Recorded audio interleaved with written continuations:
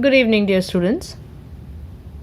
In our last class, we had started to discuss about probability distribution. We had read how a binomial distribution looks like. So today we will discuss it in details, right? Binomial distribution. Okay, so let's start by recapping how a binomial distribution looks. So we have the number of success and the corresponding probabilities, right? PR. The number of success can go from 0, 1, 2, up till n, and the associated probabilities are: for 0 it is q to the power n, for 1 it is nc1 q to the power n minus 1 p, for 2 it is nc2 q to the power n minus 2 p square, and this goes on. For n it is p to the power n, right? So this is how a binomial distribution looks like, right? Now, for any distribution, the mean and variance are very important quantities for the analysis. So let's try to find out the mean of a binomial distribution, right? So mean of binomial distribution.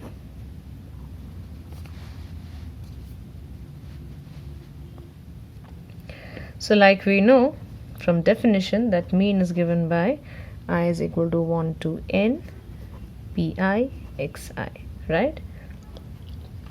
So if we put the for the specific case of binomial distribution, we have these are the xi's and these are the pi's, right? So if we keep on writing the terms, if we expand this summation, we will get q to the power n dot 0 plus nc1, that nc1 q to the power n minus 1 p dot 1 plus nc2 q to the power n minus 2 p square dot 2 plus nc3 q to the power n minus 3 p cube dot 3 plus dot we have a pn dot n, right? So the first term becomes a 0, the second term is n q to the power n minus 1 p, plus the third term becomes n into n minus 1 by a factorial 2 q to the power n minus 2 p square. Okay, we have a 2 over here, so this gets cancelled out, right? So this gets cancelled out with the 2 plus n minus 1 n minus 2 and a factorial 3, but we have a 3 over here, so this becomes a factorial 2 q to the power n minus 3 p cube plus dot plus p to the power n, right? So like now you can see from each term we can take n and p common, right? We have n and p in each term, so we'll take that outside, n and p. So we are left out with the first term is q to the power n minus 1 plus in the second term we have n minus 1 q to the power n minus 2 and a p plus from the fourth term we have n minus 1 n minus 2 factorial 2 q to the power n minus 3 and a p square plus dot we have a p n minus 1, right?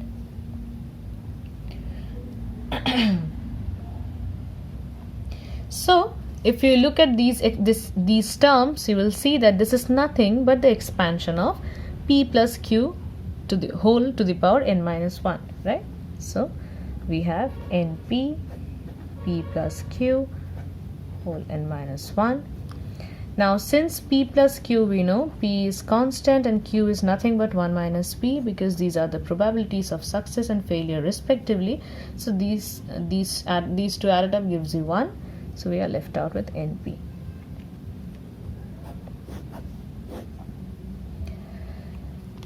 So like you can see, in case of binomial distribution, if you know the number of trials and if you know the probability of success of each trial, the product of these two quantities gives you the mean of binomial distribution, right? So this is the expression of mean of binomial distribution.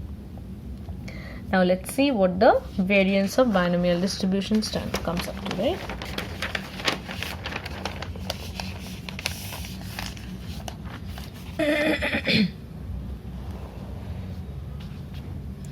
So like we know, the variance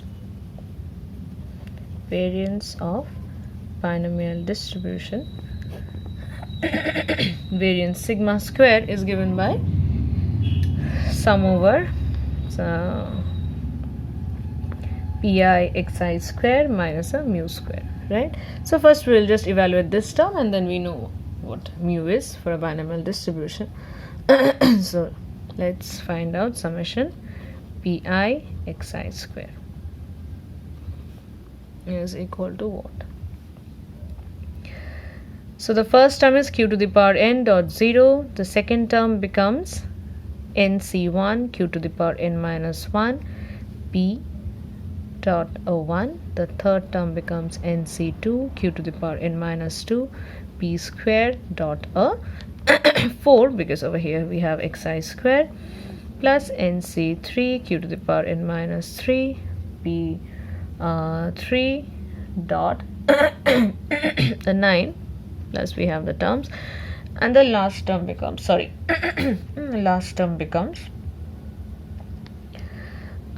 n square pn, right? Because probability is pn and xi square is nothing but n square. So if you look at the terms, you will, okay, let's expand this first. So you have 0 plus n q to the power n minus 1 p plus n into n minus 1 by factorial 2 q to the power n minus 2 p square dot of 4 plus n into n minus 1 n minus 2 by a factorial 3 q to the power n minus 3 p cube, and a 9 over here, plus this continues, plus n square p to the power n, right? So just like the previous case, you can see we can take np common, right? So just take that out, np. If you take that np common, the first term becomes q to the power n minus 1. The second term becomes 2 into n minus 1 q to the power n minus 2 p, right? The third term becomes you have a factorial 3 over here, so you get 3 by 2 n minus 1 n minus 2 q to the power n minus 3 by a p square plus dot dot dot, you get n and p to the power n minus 1, right? Now what we want to do is, since we can see that there is a q to the power n minus 1 term in the beginning and p to the power n minus term in the end, and all these terms can be written as can be adjusted as they are the terms of the expansion of q plus p to the power n minus 1. So what we will do is we'll keep the expansion terms on one side, that is the expansion of p plus q to the power n minus 1 terms on one side, and the remaining terms we will put on a different bracket, right? So we will separate the terms. So we have q n minus 1 plus, from here we keep this term n minus 1 q to the power n minus 2 p, and another term we will keep for here, q to the power n minus 2p, right? Plus over here you have n minus 1 n minus 2 by a 2 q to the power n minus 3 p square. So we have two more terms and we'll bring it over here. So over here we have n minus 1 n minus 2 q to the power n minus 3 p squared, right? So this continues, and we have over here the last we want to have p to the power n minus 1, and since we are taking just p to the power n minus 1 over here, we will have plus, so we need to subtract that term and add this term, so it is n minus 1 p to the power n minus 1.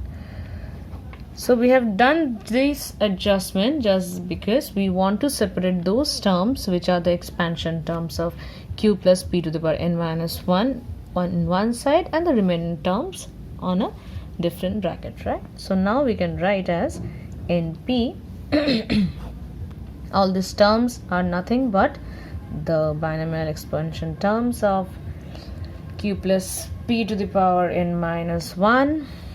And now if we look at these terms, we can see we can take this n minus 1 p out from all the terms, right? So we will take that out, n minus 1 p from each of the terms. So we are left out with q to the power n minus 2 plus n minus 2 q to the power n minus 3 p plus dot dot dot, we have p to the power n minus 2. So that's wonderful, because if you look at these terms, you will see this is nothing but the expansion of p plus q to the power n minus 2, right? So we end up getting np q plus p to the power n minus 1 plus n minus 1 p, and you have q plus p to the power n minus 2. Okay, so now since this is a binomial distribution, q plus p will obviously be equal to 1. So we have np 1 plus n minus 1 p, right? Because these two terms equal to 1. So you have np plus n square p square minus np square, right? So now we want to put these values in the variance equation. So the variance is given by sigma square is equal to np plus n square p square minus np square, and over here we need to put this term, that is the minus mu square, right? So minus mu for a binomial distribution is np, which we have just previously derived. So mu square is n square p square, right? So these two terms cancel out, and we are left out with np 1 minus p, right? Which is nothing but np, this 1 minus p is q, so npq. So we have just deduced that the variance of a binomial distribution is given by npq. Okay. So it's the same if you know the number of trials and if you know the probability of success. Obviously you automatically know the probability of failure, and if you multiply those three terms, you will get the variance of a binomial distribution, right? So okay, we will solve a few problems so that your concepts get clear. Okay, so the first problem that we are going to solve is, please follow. Okay, the overall percentage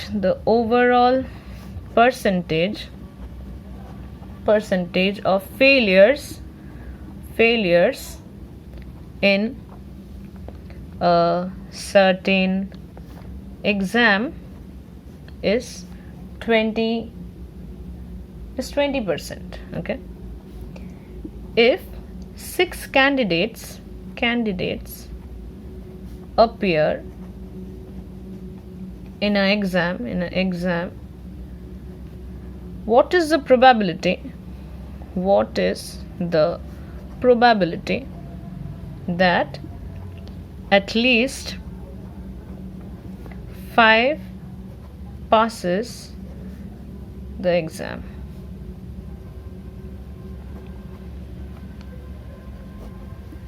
So the question is, the overall percentage of failure in an exam is 20%, if 6 candidates appear in an exam, what is the probability that at least 5 will pass? So from this question we can understand that our small n is equal to 6, right? Because the number of candidates, the total number of candidates, those who are appearing is 6, and we want to check that at least 5, that means 5 or 6, right? 5 passes or 6 passes. When we have this at least problem, we have to consider the amount given and those more than 5, because this needs to be the minimum number of pass candidates. Okay, so with what we are given is 20% is a failure, that is the probability of failure, that is q is equal to 20%, that is equal to 1 by 5. So automatically our p is equal to 1 minus q, and it becomes 4 by 5, right? Our n is 6, and the probability we need to find is probability of 5 passes or 6 passes, because at least 5, since we have to find at least 5, number of passes has to be at least 5, so it can be 5 or 6, right? So in that case, we know from addition theorem that when we have this for mutually exclusive cases, we just need to add the individual probabilities.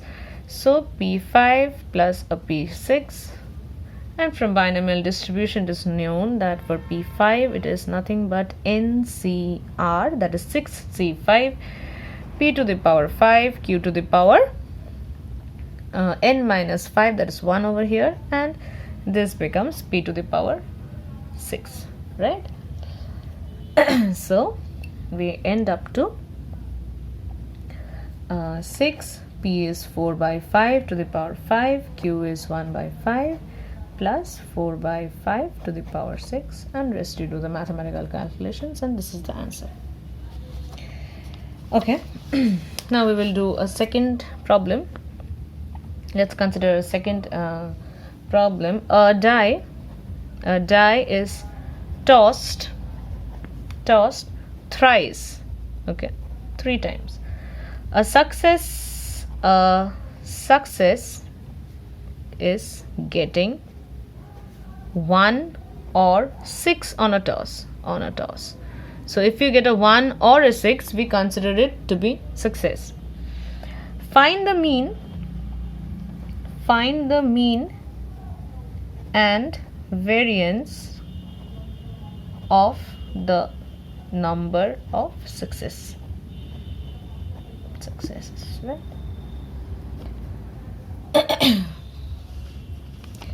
So like we can see a die is tossed thrice, so it is given that our n is equal to 3, right? And okay, a success is getting 1 or 6. That means obviously when you roll a die, there are 6 possibilities. You either get a 1, 2, 3, 4 or a 5 and a 6. Out of those, only these 2 are considered as success, so our success probability is 2 by 6, right? Which is equal to 1 by 3. So obviously our failure probability is 1 minus 1 by 3, and it becomes 2 by 3, right? So like we know, if we have these quantities, we know our mu is given by NP and our variance is given by NPQ, right? So it is solved. So these are the small problems that you can have from binomial theorem. Like the previous PDF, or the previous class rather, I had provided you a PDF. Even for this class I will provide you a PDF which consists of assignments, and like you know, you have to solve them, and finally after completion of the entire chapter I will ask you to submit those assignment answers, right? So this is all about binomial distribution. Now we will move on to Poisson distribution, right? Let's see what a Poisson distribution looks like. So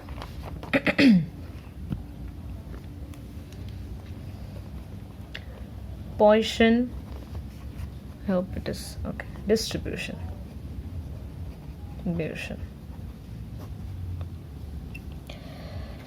Now Poisson distribution is actually a particular limiting case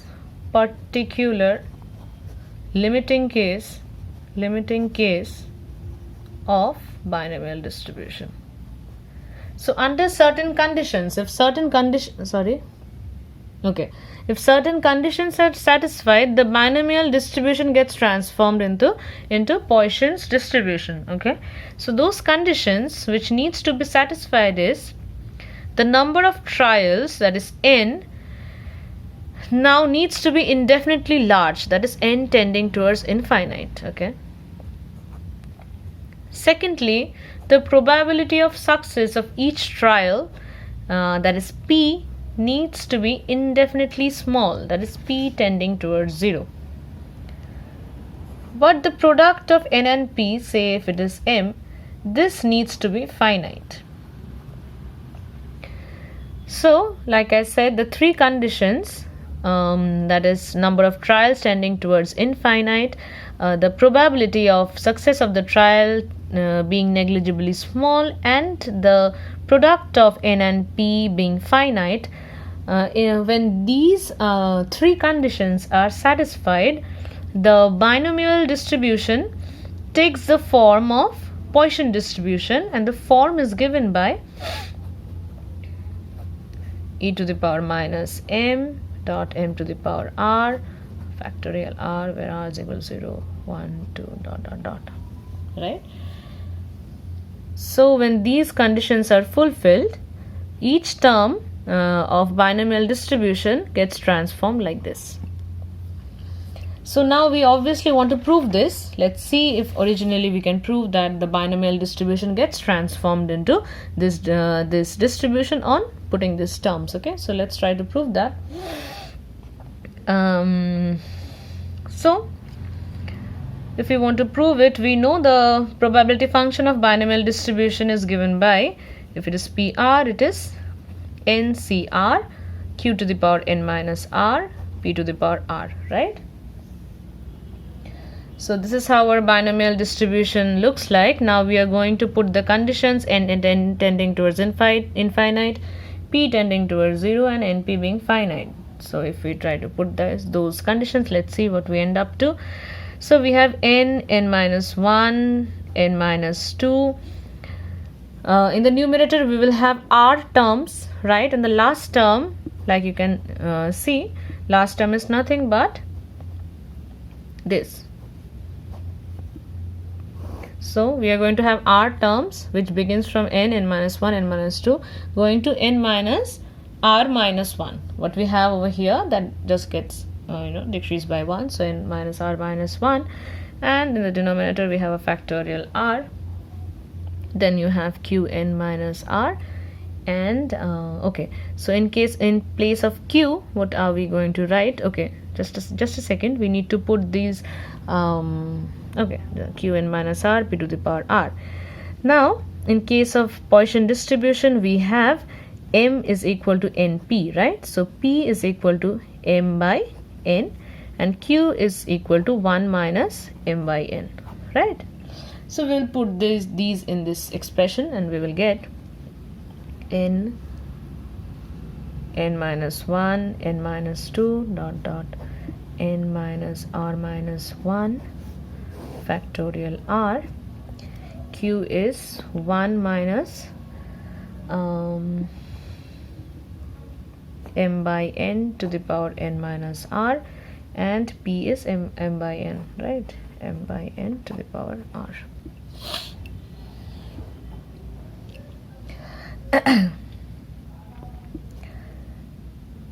So now, like we can see in over here in this term, we have n to the power r, right?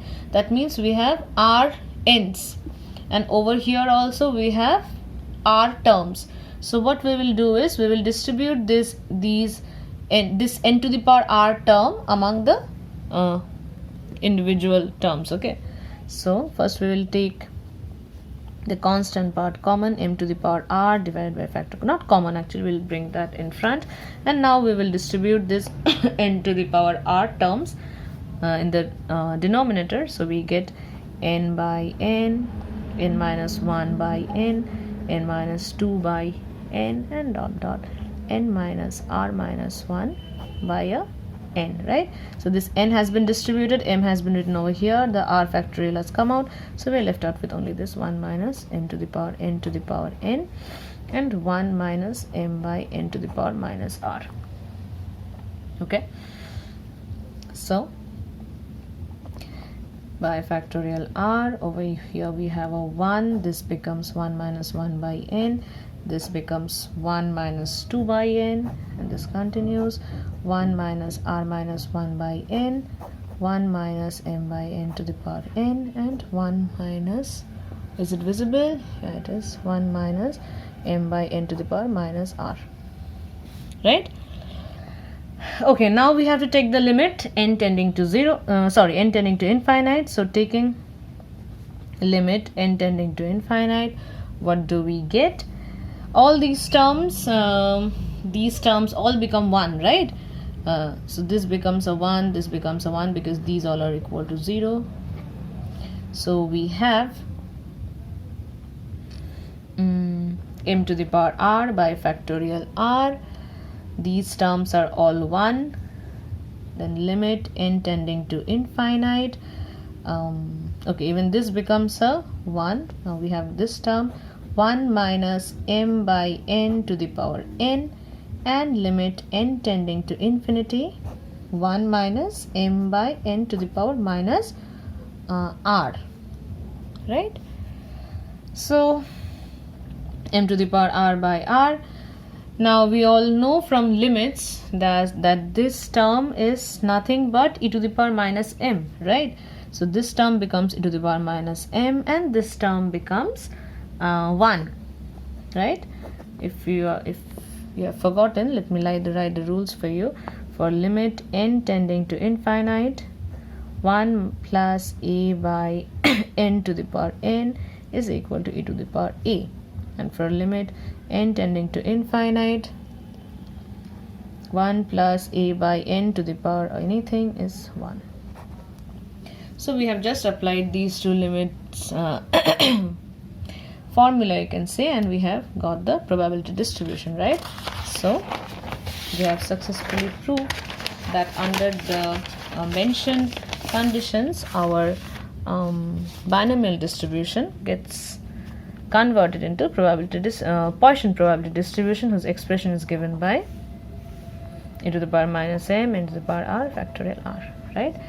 So if we want to have a look on how the Poisson's distribution looks like, so it is, if we have the number of success, that is r over here, and if we have the associated probabilities, that is pr over here, the number of success can be 1, 2, dot dot dot. Now this number of success can go to infinite, right? And over here we have e to the power minus m to the power 0 by factorial 0, so it is nothing but e to the power minus m. This term becomes e to the power minus m, and the m, this becomes e to the power minus m square by factorial 2, and this goes on. So this is how our Poisson's distribution looks like. Now in case you want to prove that this, when you add up all these, this gets equal to 1. So PR, like we know, in case of a distribution, the probabilities should add up to 1. So let's see if you can prove that. If this is equal to 1,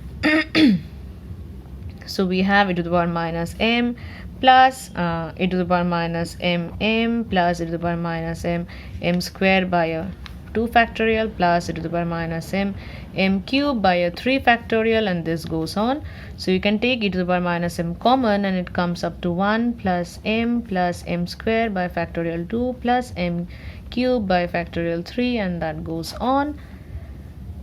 And this is nothing but the expansion of e to the power m, and this comes to 1. So in case of Poisson distribution, we can beautifully prove that the summation of the probabilities end up to 1, right? So over here I'll conclude today's class. Please do practice problems and complete the assignment. In the next class we'll move on to the mean and variance of Poisson distribution, right? Okay, thank you everybody.